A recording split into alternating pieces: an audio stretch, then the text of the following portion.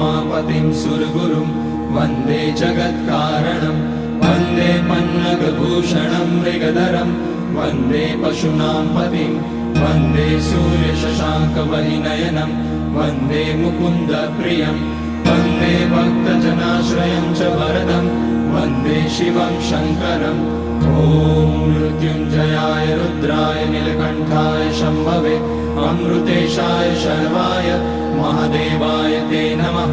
नमस्तेऽस्तु भगवन् विश्वेश्वराय महादेवाय त्र्यम्बकाय त्रिपुरान्तकाय त्रिकाग्निकालाय कालाग्निरुद्राय नीलकण्ठाय मृत्युञ्जयाय सर्वेश्वराय सदाशिवाय श्रीमान् महादेवाय नमः। ॐ नमः शम्भवाय च मयोभवाय च नमः शङ्कराय च मयस्कराय च नमः शिवाय च